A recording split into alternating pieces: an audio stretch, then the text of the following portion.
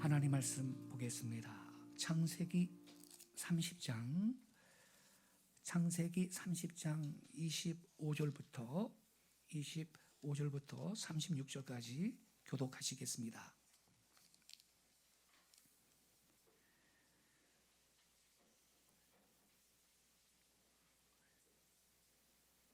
(25절부터) (36절까지) 교독하시겠습니다. 제가 먼저 25절을 읽겠습니다. 라헬이 요셉을 낳았을 때에 야곱이 라반에게 이르되 나를 보내어 내 고향 나의 땅으로 가게 하시되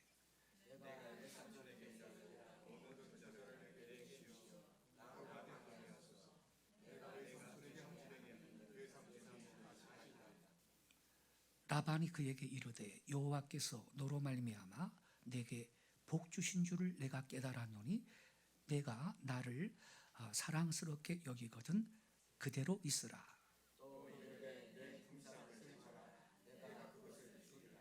야곱이 그에게 이르되 내가 어떻게 외삼촌을 섬겼는지 어떻게 외삼촌의 가축을 쳤는지 외삼촌이 아시나이다.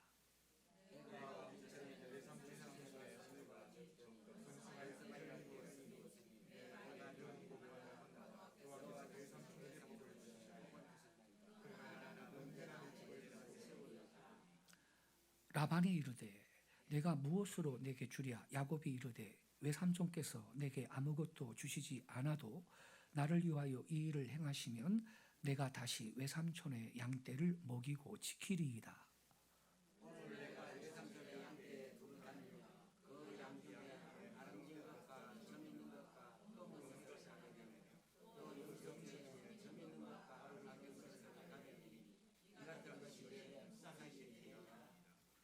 후일에 외삼촌께서 오셔서 내 품삯을 조사하실 때 나의 의가 내 대답이 되리이다. 내가 혹시 염소 중 아롱지지 아니한 것이나 점이 없는 것이나 양 중에 걷지 아니한 것이 있거든 다 도둑질한 것으로 인정하소서.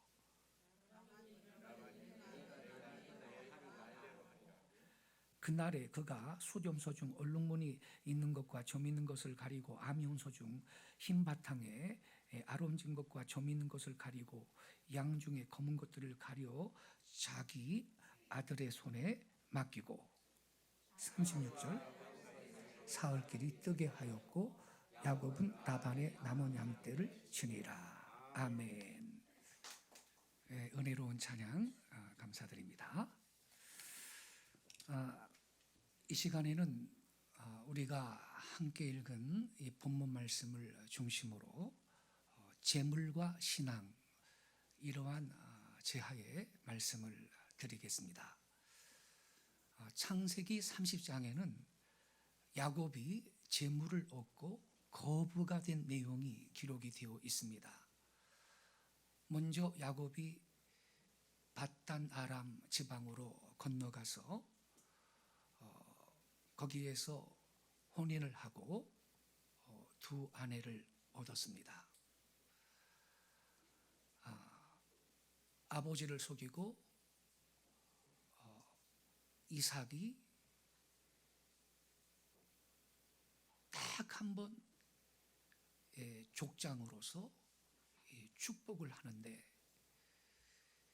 이 야곱과 에서가 쌍둥이 형제 아닙니까? 그런데 자기가 에서라고 아버지를 속이고 야곱이 이삭의 축복 기도를 가로채웠습니다. 그래서 이 에서가 야곱을 죽이려고 하니까 밧담 아람 외삼촌 집으로 도피를 하게 된 것입니다. 메소포타미아 지방입니다. 거기에 가서 야곱은 혼인을 하고 두 아내를 얻게 되었습니다. 이 두 아내를 위해서 7년씩 14년을 일을 하고 레아와 라헬을 아내로 삼게 되었습니다. 외삼촌의 큰딸이 라헬인데, 작은 딸이 라헬인데 연모했습니다. 네가 열심히 7년을 일하면 내 딸을 네 신부로 주겠다, 이 말을 믿고 7년을 하루같이 열심히 일을 했습니다. 첫날 밤 지나고 보니까 언니 레아입니다. 따졌죠. 이런 법이 어디 있느냐고. 야, 큰애 놔두고 작은 애를 먼저 시집 보내는 법은 없는 거다. 너 7년 또 일을 해라. 그래서 그 라헬을 아내로 얻기 위해서 모슴살이를 14년을 하게 되는 것입니다, 야곱이. 그래서 레아하고 라헬을 아내를 삼게 되는데, 먼저 레아를 통해서 4명의 아들을 낳았습니다. 그 다음에 레아와 라헬의 몸종들을 통해서 또 2 아들씩 낳고, 다시 레아를 통해서 2 아들과 1 딸을 낳고, 마지막에 라헬을 통해서 11번째 요셉을 낳았습니다. 그래서 11아들과 1 딸을 낳고 이제 밧단 아람을 떠나 고향으로 돌아가게 됩니다. 그 노중에 라헬이 12번째 아들이죠, 베냐민을 낳다가 베들레헴에서 숨지게 됩니다. 그래서 지금도 베들레헴에 가면요, 거기에 라헬의 무덤이라고 불리는 유적지가 남아 있습니다. 자, 이 야곱은 첫째 아내를 얻었습니다. 2 아내를. 그 다음에 레아와 라헬의 이 몸종까지 또 아내를 얻었으니 사실상 아내가 4이 생긴 것입니다. 그 다음에 12아들을 얻었습니다. 3번째로 얻은 게 또 있습니다. 재물이었습니다. 재물. 야곱이 2 아내를 얻고 12아들까지 얻었다. 이거 수지 맞은 거죠. 번성한 거예요. 근데 3번째로 얻은 게 있었으니 많은 재물을 얻었습니다. 이 말하면 객지에서 20년간 고생한 보람이 있습니다. 야곱은 크나큰 수확을 거두어서 이제 고향으로 돌아가게 되는 것입니다. 본문 가운데 야곱이 재물을 얻은 말씀이 기록되어 있습니다. 재물과 신앙에 관한 문제입니다. 여러분, 우리가 이 세상을 살아가는 동안에 재물이 절대 필요한 것을 느낍니다. 더군다나 인간의 생활이 도시화되고 도시에 집중되는 생활이 보편적인 것이 될수록 그야말로 이 돈은 절실하게 필요한 그러한 그 사회가 되는 것입니다. 꼼짝도 못해요. 도시에서는 돈이 없으면. 농촌 같은 데서, 한적한 시골 같은 데서는 그런 데로 살 수가 있어도, 이 대도시에서는요, 이 물질이 대단히 필요해서 이 번화한 도시의 생활에서는 돈 없이는 꼼짝을 하지 못하는 그러한 사실을 우리가 느끼고 있는 것입니다. 비유를 들면 배와 물의 관계라고 할 수 있습니다. 배와 물의 관계. 배라는 것이요, 무거운 짐을 싣고 넓은 바다를 쉽게 건너가고 있습니다. 그러나 그것은 물 덕분에 물 위에 배가 떠서 쉽게 물을 건너가는 것입니다. 이렇게 배라는 것이 물이 절대 필요하지만, 그러나 잘못하면 물처럼 무서운 것이 없는 것입니다. 물을 이용을 해서 항해를 하고 물을 이용해서 무역을 하지만 잘못되면 물이 무서운 것이 됩니다. 파손을 당한다거나 배가 깨진다거나 하면 다시 말하면 이 선체로 뱃속으로 물이 들어와 버리면 그 배는 침몰을 하고 승객들은 생명을 잃게 되는 것입니다. 여러분, 우리의 신앙생활과 물질 생활이 바로 그러한 관계가 되는 겁니다. 우리가 이 세상을 건너갈 때 배가 물 위에 떠서 가는 것처럼 물질이라는 것이 절대 필요합니다. 물질을 이용해서 우리 인간의 모든 생활을 우리는 영위를 하는 것입니다. 세상 생활만 그런가요? 하나님의 사업도 마찬가지인 것입니다. 우리가 예배당을 건축하는 데 있어서나 또 세계 선교를 하는 데 있어서나 복음을 전파하는 데 있어서 물질이 필요하다는 사실을 아무도 부정할 수가 없습니다. 그러나 배가 물 위에 떠서 가고 있는 것처럼 우리 신앙이, 내 신앙이 물질을 지배하고 물질 위에서 떠서 가야 되는 것이지, 잘못돼서 물질이 신앙생활을 깨뜨리는 기능을 하면, 다시 말하면 물이 선체로 들어가면 그 배는 파손을 당해버리고 신앙생활은 망하게 되는 것입니다. 온전한 신앙생활을 할 수가 없는 것입니다. 그래서 여러분, 우리의 삶 가운데 물질은 꼭 필요한 것이지만 동시에 신앙생활 가운데 물질은 우리에게 큰 시험과 유혹을 안겨준다는 것을 명심해야 할 것입니다. 먼저 본문 가운데서 우리는 하나님께서 주시는 은혜와 복에 대해서 생각해 볼 수가 있습니다. 야곱이 빈손 들고 외삼촌집 객지에 갔습니다. 그러나 거기에서 두 아내를 얻고 11아들을 얻고 그 다음엔 재물까지 얻게 되는데 아무것도 없이 그냥 갔던 야곱이 굉장한 재물을 얻게 되었습니다. 본문 가운데 보면 야곱이 14년 동안에는 두 아내를 얻기 위해서 일을 했고 그 다음 나머지 6년 동안에는 자신의 재산을 모으기 위해서 일을 했다고 했습니다.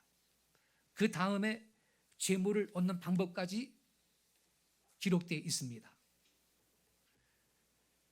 야곱의 처가에 있던 실한 가축은 다 야곱의 것이 되고 약한 것이 장인의 것이 되었다는 그런 말씀이 나옵니다. 야곱이 제안을 하기를 염소나 양이 새끼를 낳을 때 아롱지고 점이 있고 뭐 그런 것은 내 거고 그렇지 않은 건 외삼촌 거예요. 그랬잖아요. 그런데 이상하게 염소나 양이 새끼를 낳으면 점이 있고 아롱지고 이런 것들을 많이 낳아요. 그러니 누구 재산이 증가하는 거예요? 야곱의 재산이 증가한다 이 말입니다. 하나님이 그런 복을 야곱한테 주셨어요. 야곱의 재물이 급속히 증가했는데 하나님의 큰 축복을 받아서 야곱이 그렇게 거부가 되었다는 사실을 오늘의 본문은 우리한테 가르쳐주고 있는 것입니다. 사실 여러분, 교회 안 다니는 세상 사람들도 옛날부터 이런 말이 있습니다. 소부는 제 인이요 대부는 제 천이라 그랬습니다. 작게 부자가 되는 것은 제 인이다. 사람한테 있다. 즉 사람이 부지런하게 열심히 살고 열심히 일을 하고 열심히 뛰면 누구든지 자기의 먹고 마시고 하는 거 넉넉하게 얻을 수 있다. 소부는 될 수 있다라는 거죠. 그러나 대부는 제 천이라 그랬어요. 큰 부자는 하늘에 있다 그랬어요. 큰 부자가 되는 건 하늘에 있다. 열심히 잘 뛰어서 되는 게 아니고 좋은 대학 나와서 되는 것도 아니고 하나님께서 기회를 주셔야 그렇게 되는 것이라는 겁니다.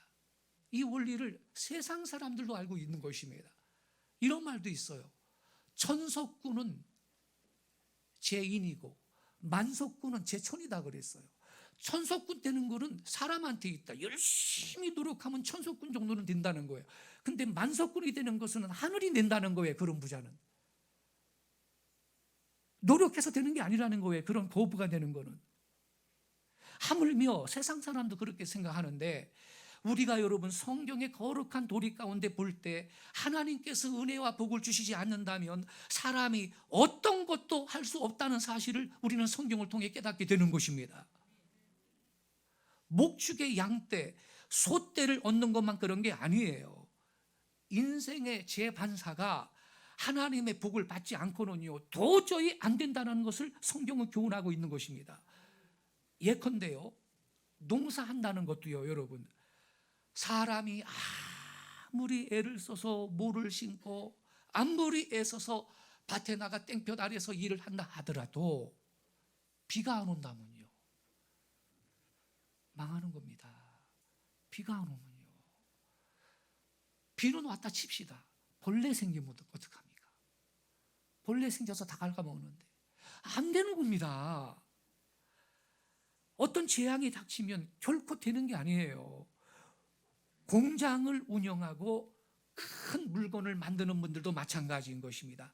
아무리 힘써서 아무리 열심히 하더라도 시세가 잘못돼 버리면, times and seasons, 시세가 잘못돼 버리면 그만 망해버리는 거예요. 어떤 분이요, 2년 전에 목욕탕 인수했어요. 권리금 엄청 주고요. 목 좋은데 목욕탕 인수했다니까. 그런데 뭐가 왔어요? 코로나 왔어요. 손님이 목욕하러 갑니까? 2년 동안 안 갑니다. 목욕탕은 사우나 같은 거 보통 지하에 있잖아요. 뭐 코로나 걸릴 일 있습니까? 거기를 왜 가겠어요? 안 갑니다. 지난 2년 동안 안 갑니다. 지금도 몇 사람이나 있을까 말까 정도입니다. 왜냐하면 2년 동안 습관돼 가지고 그동안 목욕탕 하는 거 무서우니까 집에서 샤워했거든요. 그게 습관돼 가지고서는 아주 목욕탕은 개념이 없어졌대요, 사람들이. 지금 거의 끝판인데도, 이 코로나가 끝판인데도 목욕탕 안 온대요. 하루에 많이 받아야 무슨 뭐 10명도 안 된다는 거예요. 그래가지고 2년 동안 그렇게 고생을 했는데, 이제 폐업을 해야 되겠다. 이거 이제 나는 망한 거야. 폐업을 하겠다고 이제 결정을 하고 이제 이거를 폐업을 하려고 그러니까 말이죠, 처리 비용이 얼마나 드냐면, 목욕탕은 굴뚝이 높잖아요. 굴뚝 제거하는 데만 5천만 원 든답니다. 굴뚝 제거해 주는 데만 5천만 원이고, 그 지하에 무슨 큰 보일러 시설 같은 거 그거 다 뜯어내 가지고서는 다 그냥 처리해 주고 그런 것도 뭐 2천만 원이고, 그래서 폐업도 못 한다는 거예요. 미치겠답니다. 보세요, 여러분. 때를 잘못 만나면 그냥 망하는 겁니다. 하나님께서 은혜를 주셔야 우리가 형통한 삶을 살게 될 걸 믿습니다. 그래서 시편 127편 1절에 보니까 이런 말씀이 있어요. 여호와께서 집을 세우지 아니하시면 세우는 자의 수고가 헛되다. 여호와 하나님이 성을 지켜주지 아니하시면 파수꾼의 경성함이 호사로다. 우리가요 가만히 짜는 거 아니에요. 게을러 터지면 안 되죠. 열심히 살아야 되죠. 그러나 거기에 나의 노력에 주님께서 기름을 부어주셔야 할 줄로 믿습니다. 그때 효과가 있는 것입니다. 야곱이 거부가 되고 큰 복을 받았다, 이건요 야곱 자신이 잘나서가 아니고요, 베델의 하나님께서 야곱에게 약속해 주신 대로 야곱한테 허락해 주신 은혜인 것입니다. 야곱이 목숨 부지하려고 형 에서의 칼을 피해 가지고선 이제 밧달 아람으로 외삼촌 집으로 도피를 하는데 해는 서쪽에 지고 이제 광야에 그 땅바닥에 돌을 베개를 삼고 둘어놓지 않습니까? 칠흑같이 어두운데 하늘에는 별만 반짝이는데 여러분 얼마나 외롭고 또 내 미래가 어떻게 될까 얼마나 두려웠겠어요. 당연히 기도하고 잤겠지요. 신령한 꿈을 꾸잖아요. 하늘에 사다리가 하늘까지 사다리가 말이죠 올라가 있는데 천사들이 오르락내리락 하는데 거기에 하나님이 계시는데 야곱아 내가 너를 떠나지 않겠다. 내가 너와 함께 하겠다. 하나님 약속해 주시죠. 야곱이 축복받았으니까 얼마나 하나님이 주시는 이 축복을 사모했으면요. 당시에 아버지는 족장인데 오늘날로 치면요 제사장의 권한을 갖고 있는 거예요. 그 당시에 족장은 가문을 대표해서 제사를 드리는 사람이 족장이었거든요. 죽기 전에 딱 한 번 축복을 하는 시간이 있어요. 축복권 그거를 행사를 하는데 냉큼 이 장자가 보통 축복을 받잖아요. 근데 내가 애섭니다 그러고서는 변장을 다 하고 가가지고 그 축복 기도를 가로챘거든요.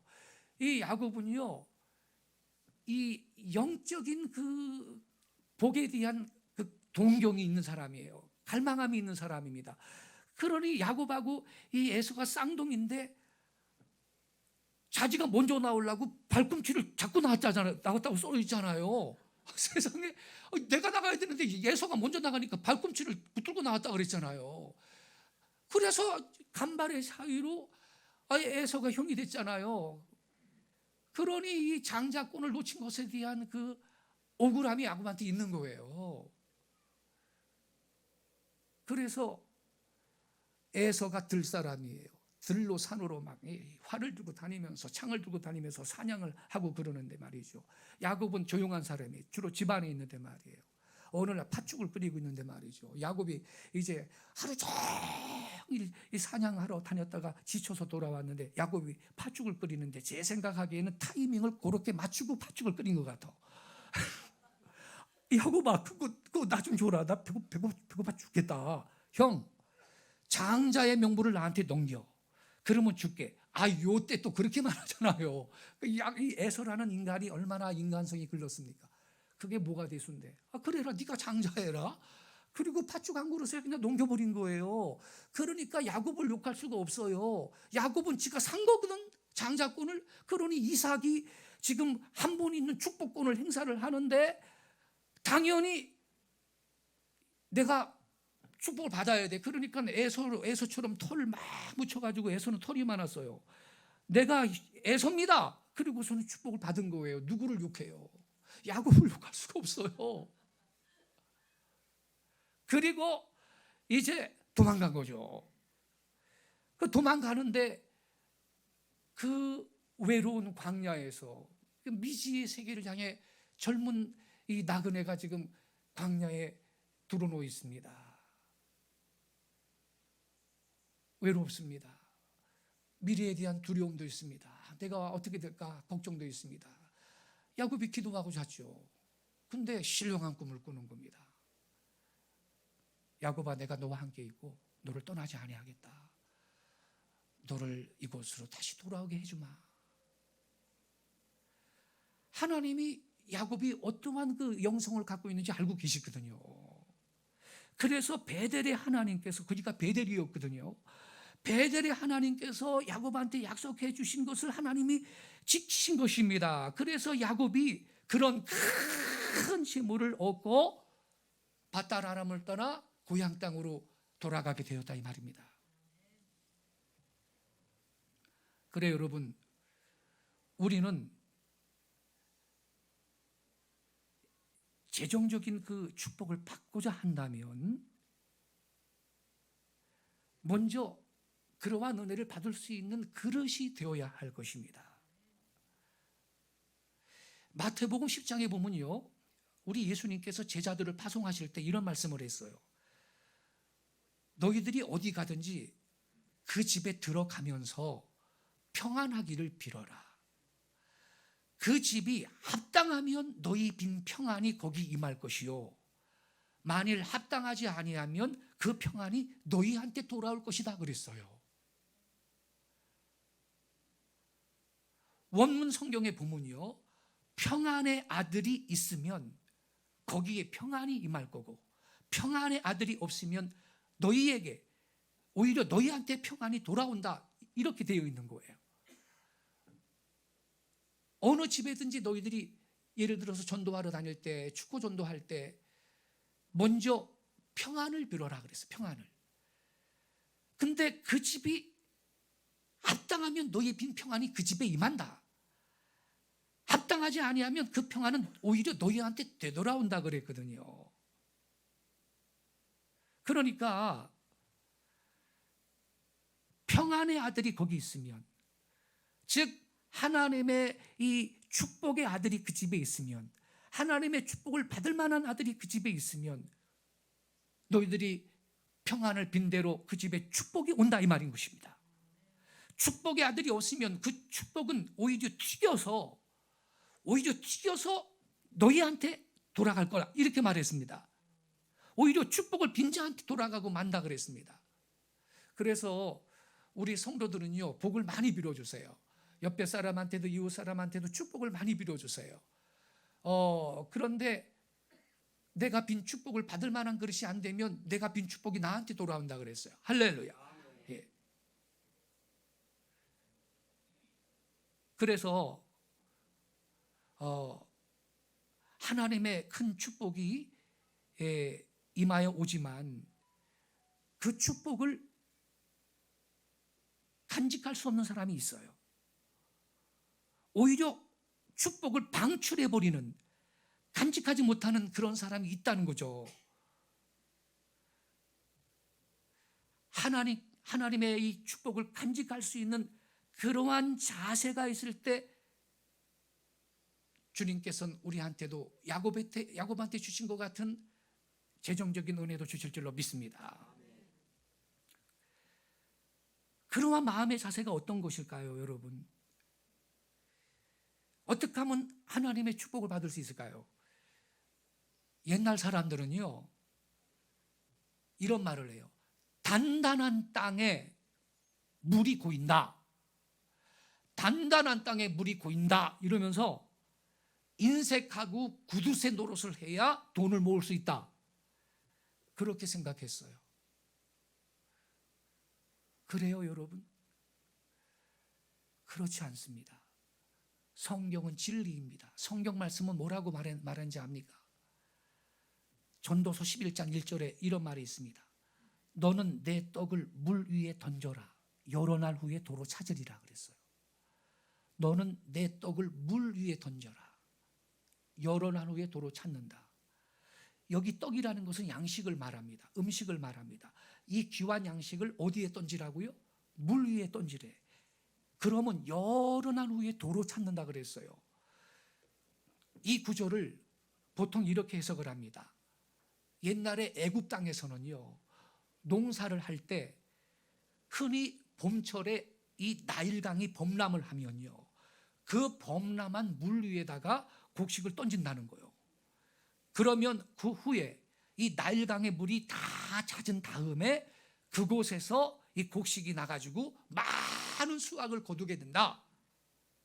그래서 이 말씀이 의미하는 바는 그렇게 물 위에다가 곡식을 던지면 없어지는 것 같지만, 그러나 가을에는 많은 수확을 거둔다, 이런 뜻이라고 해석하는 그 성경 교사들이 가끔 있어요.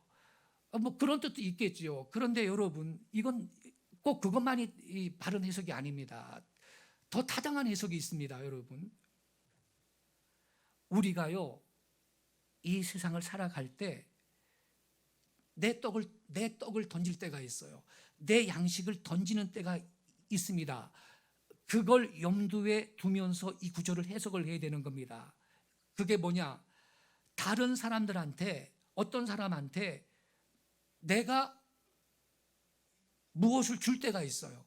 돈을 줄 때도 있고, 무슨 음식을 줄 때도 있고, 다른 사람한테 무언가를 줄 때, 좋은 일을 할 때, 친절한 일을 할 때가 있죠. 그런 때 어떤 사람은 내가 베푸는 그 호의에 대해서 정말 감사하면서 너무 고맙다고 이렇게 반응하면서 그거를 받는 그러한 사람이 있죠. 그러나 가끔 어떤 사람은요, 반응이 없어. 반응이. 물 위에다가 떡을 던지는 것처럼 반응이 없어. 여러분, 물 위에다가 떡을 던지면요, 강물 위에다가 떡을 던지면 그 물이 땡큐 그럽니까? 네? 전혀 반응이 없어요. 그 물 위에 떡을 던지는 것처럼 반응이 없고 감사하게 여길 줄 모르고 내 호의를 받는 사람도 세상에는 더러 있습니다. 그런 사람이 있어요. 그런 경우처럼 이 구절은 우리들이요, 받는 사람이 어떤 태도로 받든지 그거 상관하지 말라. 내가 지금 선한 일을 할 수 있는 좋은 기회가 왔다면 그런 거 따지지 말고 행하라는 거예요. 아멘이십니까? 내 떡을 물 위에 던지라는 거예요. 그러면 여러 날 후에 하나님이 더 채워주시는 걸 믿으시기 바랍니다. 갚아주시는 분은 하나님이신 것입니다. 내 선한 이 선행을 하나님이 기억하시는 것입니다. 분명히 성경에 가난한 자를 돕는 것은 하나님께 구워주는 거라 그랬습니다. 그러면 하나님한테 구워줬는데 하나님이 떼먹겠습니까, 여러분? 할렐루야. 갚아주실 것입니다. 그래서 지금은 깨달을 수 없지만 장래에 좋은 결과가 있다, 이러한 뜻인 것입니다. 흩어 구지에도 더 많이 증가한다 그랬습니다, 성경은. 그러니 우리 옛날 사람들이 단단한 땅에 물이 고인다, 단단한 땅에 물이 고인다 그러면서 인생하고 아주 짜고 구두쇠 노릇을 위해 돈을 모은다 그러면서 그렇게 악착같이 산다고 돈이 생기는 게 아니고요, 우리는 내 떡을 물 위에 던질 때 여러 날 후에 더 넘치게 찾게 될 줄로 믿습니다. 어떤 사람이 기독교 신자인데도 아주 구제하고 또 선한 일을 하는데 너무너무 인색하니까요, 왜 당신은 그렇게 인색하냐 그러니까 자기는 주님 말씀대로 산대. 그 주님이 언제 그랬냐 그랬더니 너희는 세상에 소금이 되라 그랬다, 주님이. 그래서 자기는 짠돌이래. 아이고 세상에.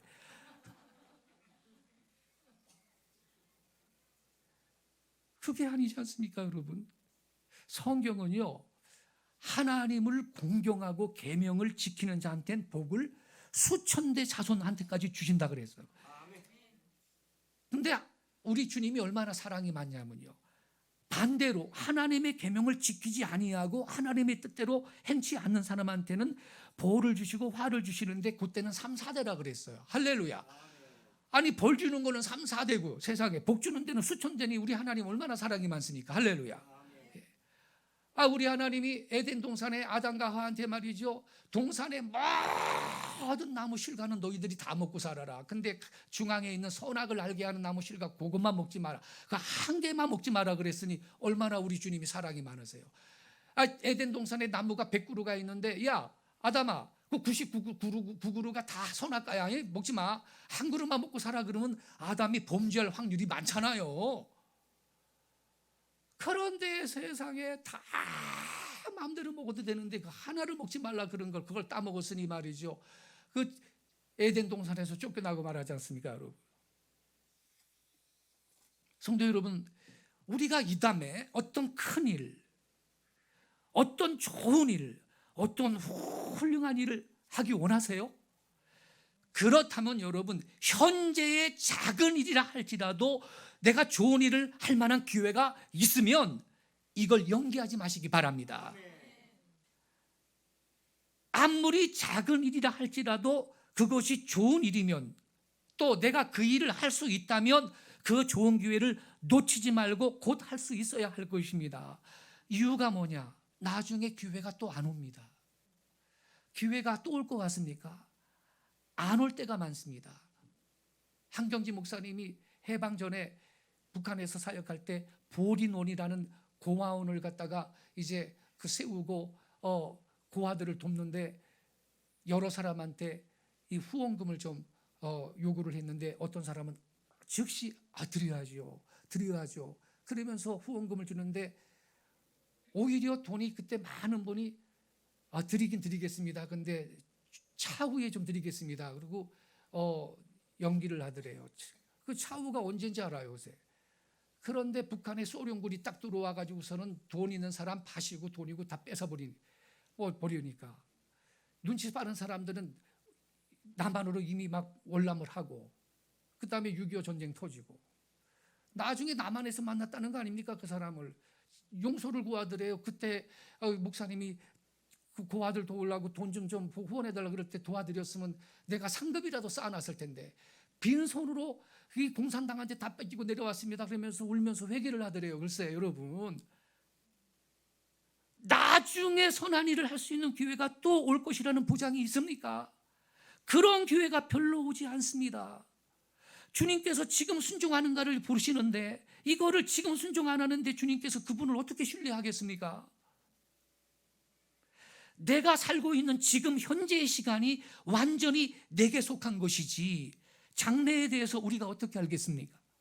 그러므로 좋은 일이면 아무리 작은 일일지라도 곧 시작할 것이며 다음으로 미루지 말아야 할 것입니다. 어떤 장로님이 사업하는데요, 장사를 하는데 말이죠, 저녁이 되면요 하루 종일 장사해가지고 번 돈을 집에 갖고 와가지고 계산을 하는데 오늘 돈을 얼마 남겼다 하면 일부 돈을 딱 뗍니다. 못 뗀 거예요? 11조를 딱 떼가지고선 구별된 주머니에 딱 집어넣습니다. 매일 그렇게 하는 거예요. 매일 하는 돈벌이를 매일 하는 거니까, 월급쟁이가 아니니까.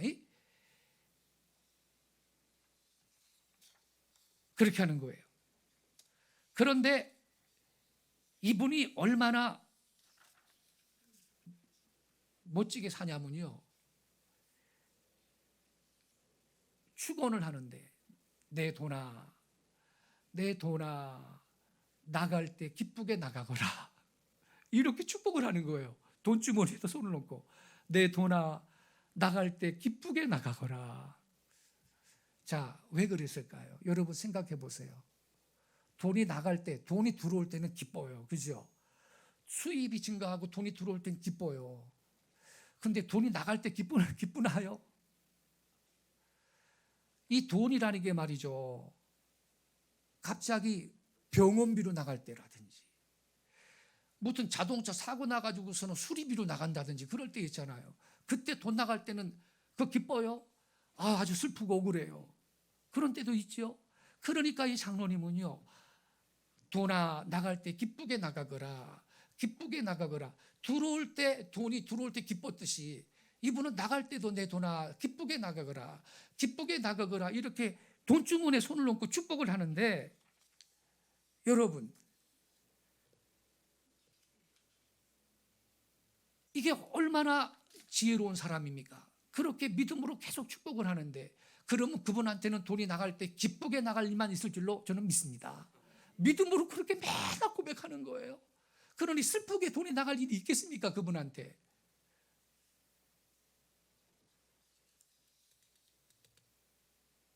여러분, 돈이 기쁘게 나갈 때 있잖아요. 어떻게 기쁘게 나갈 때가 있죠. 나갈 때가 있어야 되는데, 나갈 때 돈이 들어올 때 기쁘게 들어왔듯이 사실은 나갈 때 기쁘게 나갈 수도 있는 거예요. 그게 뭐죠, 여러분? 이 모든 물질이 하나님께서 나한테 은혜로 주신 축복인 줄로 믿고 하나님의 뜻대로 올배로 사용할 때 그 돈은 기쁨으로 나가는 돈이 되고 나에게 상급이 될 걸 믿습니다. 그러니까 그건 기쁨으로 나가는 거예요. 상급이 될 것이기 때문에. 옛날부터 이런 말이 있습니다. 술 도가니에서 벌은 돈은 3대를 가지 못한다, 그런 말이 있어요. 세상에 술 공장 차려놓고 술 팔아가지고 술 도가니 속에서 사람들이 술을 마시고 취하게 해놓고 돈을 많이 벌었다면, 그 돈을 꽁꽁 뭉쳐가지고 혼자 쓰고 있으면 그게 복된 돈이 못 된다는 거예요. 오래가지 못한다 이 말입니다. 무슨 일인지 탈이 나서 망해버리고 없어지고 3대를 가지 못한다, 이런 말이 있는 것입니다. 우리가 참 하나님의 뜻 가운데 올바르게 복을 받아 올바르게 쓸 때 그 돈은 기쁨으로 나가는 돈이 될 겁니다. 왜? 상급이 될 것이기 때문입니다. 그런 돈이야말로 영원히 남을 것입니다. 젊은 학생들을 위해서 장학금을 대주었거나 어린 고아들을 위해서 사업을 했거나 교육 사업을 했거나 노인들을 위해서 아름다운 사업을 했거나 선교를 위해서 물질을 드렸거나 이것은 기쁨으로 나가는 돈인 걸 믿으시기 바랍니다. 하나님이 기억하시고 더 많이 채워주실 것입니다. 뿐만 아니라 하늘의 상급으로 남을 것이기 때문에 그러한 돈은 기쁨으로 나가는 돈인 것입니다. 아무쪼록 여러분 기쁨으로 돈이 많이 들어오시기를 바랍니다. 그러나 기쁨으로 내보낼 수 있기를 바랍니다. 사실 애써서 돈을 버는 것보다 쓰는 것이 훨씬 더 귀한 일이고 더 중요한 일이고 더 사실은 어려운 일이 될 것입니다. 하나님의 뜻대로 어떻게 쓸 것이냐, 거기에 우리의 관심을 돌려야 할 것입니다. 우리가 어떻게 재물을 대할 것이냐, 어떻게 하나님의 은혜를 받을 것이냐, 이것은 중요한 문제인 것입니다. 하나님의 큰 축복을 우리가 간구한다면, 기대한다면, 특별히 물질적인 영역에서 그렇다면 우리는 정당하게 돈을 벌어야 될 것입니다. 정당한 방법으로 하나님의 축복을 받아야 할 것이고, 다음으로 우리는 정당한 방법으로 하나님의 그 축복을 사용해야 할 것입니다. 그래서 우리는 이 신앙과 재물의 관계, 재물과 신앙의 관계를 우리는 성경의 근거에서 바로 정립을 해야 되겠습니다. 유명한 감리교회 창시자 웨슬레의 말 가운데 이런 말이 있습니다. 나는 너의 돈지갑이 회개하기까지 너의 회개를 믿지 못한다 그랬습니다. 참된 회개는 돈지갑이 회개할 때 그게 참된 회개라고 그랬습니다. 예전에는 들어오는 기쁨, 그런 기쁨으로 살았다면 참으로 회개한 사람은 나가는 기쁨도 누리게 될 줄로 믿습니다. 재물을 잘 쓰면 하나님께 영광이 되고 귀한 것이 되고, 잘못 쓰면 오히려 화를 안겨주고 또 남한테도 화를 안겨주는 악한 기능을 하게 되는 것입니다. 이런 말이 있습니다. 그 사람한테 돈을 맡겨봐라. 그래야면 그 사람의 인격을 알 수 있다. 이런 말이 있습니다. 우리 그리스도인들도 돈 혹은 재물에 대한 태도나 그의 처리하는 방법을 보면 그 사람의 신앙과 인격을 가늠해 볼 수가 있는 것입니다. 더욱이 재물과 신앙은 밀접한 관계가 있습니다. 예수님께서 하나님과 재물을 겸하여 섬기지 못한다 하였고, 우리 예수님께서 또한 내 보물이 있는 곳에 내 마음도 있다 이렇게 말씀하셨기 때문인 것입니다.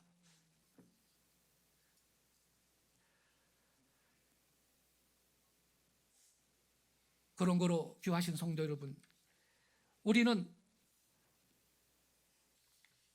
성경적인 재정관을 정립하고 내가 재물을 지배해야 하는 것입니다. 아까 배와 물의 관계를 비유해서 설명드렸죠. 배는 물 위로 가야 되는 것입니다. 여러분, 이 웨슬리 목사님이 어떤 사람이 자기의 돈지갑이 회개하지 못했다면 그 사람의 회개는 믿을 수 없다 그랬는데, 웨슬리 목사님이 한 번은 어느 마을 교회에서 설교를 하는데 그 마을에서 유명한 구두쇠 부자가 거기 참석을 했습니다. 웨슬리 목사님이 이렇게 설교했습니다. 여러분, 돈을 벌 수 있는 대로 많이 보세요. 그랬더니 그 부자가 좋아가지고 아멘, 아우 아멘, 이 사람 설교 참 잘하네 그러고 기뻐했습니다.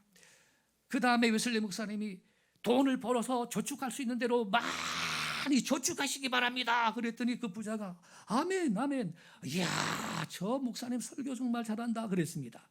그 다음에 이 웨슬리 목사님이 하나님의 영광을 위해서 최대한 쓰십시오 그랬더니 그 구두쇠가 아이고 좋은 설교 망쳤네 그랬다는 겁니다.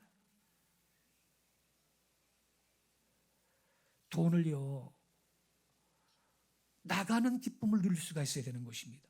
들어오는 기쁨만 누린다면 신앙에 문제가 있는 것입니다. 서양의 어떠한 현자가 이런 말을 했습니다. 돈으로 침대를 살 수 있으나 잠은 살 수 없다. 돈으로 책은 살 수 있으나 두뇌는 살 수 없고, 돈으로 음식은 살 수 있으나 입맛은 살 수 없고, 돈으로 멋진 옷은 살 수 있으나 미는 살 수 없고, 돈으로 집은 살 수 있으나 가정은 살 수 없고, 돈으로 약은 살 수 있으나 건강은 살 수 없고, 돈으로 사치품은 살 수 있으나 교양은 살 수 없고, 돈으로 오락은 살 수 있으나 기쁨은 살 수 없고, 돈으로 십자가는 살 수 있으나 구세주는 살 수 없고, 돈으로 예배당은 살 수 있으나 천국은 살 수 없다 그랬습니다. 현명한 말씀 아닙니까, 여러분? 그러니까 이 말이 주는 교훈이 뭔가요? 돈이 우리한테 행복을 주는 게 사실은 아닌 것입니다. 자살하는 사람의 수가 많은 국가일수록 부자 나라입니다. 노이로제 걸리고 자살하는 사람들은 돈 많은 사람 중에 더 많이 있습니다. 부호 앤드류 카네기가 이런 말을 했습니다. 웃음을 가진 부자는 거의 없다. 내 경험으로는 부가 웃음을 몰아낸다 그랬습니다. 물론 그 말은 하나님을 떠난 악한 부자들을 의미하는 것입니다. 그런 걸 우리는 기쁨으로 내보낼 수도 있어야 하는 것입니다.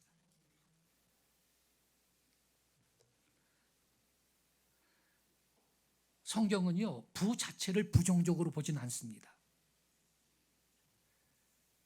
그것보다는 부하려고 하는 자, 탐심을 갖고 부를 쌓아내려고 하는 자, 즉 부자가 되는 것이 삶의 우선순위가 되어버린 그런 사람, 또는 돈을 사랑하는 사람의 그 위험성을 경고하고 있는 것입니다. 디모데전서 6장 9절에 보면 이런 말씀이 있어요. 부하려 하는 자들은 시험과 올무와 여러 가지 어리석고 해로운 욕심에 떨어지나니 곧 사람으로 파멸과 멸망에 빠지게 하는 것이라. 10절에는 이렇게 말했어요. 돈을 사랑함이 일만하게 뿌리가 되나니 이것을 탐내는 자들은 미혹을 받아 믿음에서 떠난대. 믿음에서 떠나 많은 근심으로 자기를 찔러도다. 돈이 일만하게 뿌리가 아니고 돈을 사랑하는 것이 일만하게 뿌리인 것입니다. 성경은 부 자체가 지니고 있는 이 치명적인 유혹을 부각을 시키고 있는 것입니다. 부를 축적하는 것이 인생의 목적이 되어버리거나 그것을 이루기 위해서 수단 방법을 가리지 않고 돈을 버는 사람들에 대해서 성경은 경고하고 있는 것입니다. 다르게 말씀드리면 하나님을 빼버린 재물과는 그 자체가 문제가 있다. 왜냐하면요, 부를 얻을지 못 얻을지는 하나님께 달려있는 것이지 인간의 소리에 달려있는 게 아니에요. 아까 세상 사람들도 그랬죠. 천속구는 죄인이다. 사람한테 있어도 만속구는 제천이다. 하나님께 있다고. 큰 재정을 내가 갖게 되는 것은요, 하나님이 주신 은사인 것입니다. 신명기 8장 18절에 이렇게 기록되어 있습니다. 내 하나님 여호와를 기억하라. 그가 내게 재물 얻을 능력을 주셨습니다. 아멘 하시기 바랍니다. 만약에 내가 거부가 되었나요? 저 하늘에 계신 분이 나한테 재물 얻을 능력을 주신 것입니다. 그럼 예수 안 믿는 정준이 같은 사람은 어떻습니까? 그것도 하나님이 허락한 은혜인 겁니다. 여러분, 하늘의 태양이 말이죠, 기독교 신자한테만 비치고 북한 김정은이한테 해가 안 비칩니까? 근데 세상 사람들은 하나님의 은혜를 모르는 겁니다, 여러분. 그러니까 그들의 부는 사실은 저주인 것이지 복이 아닌 것입니다.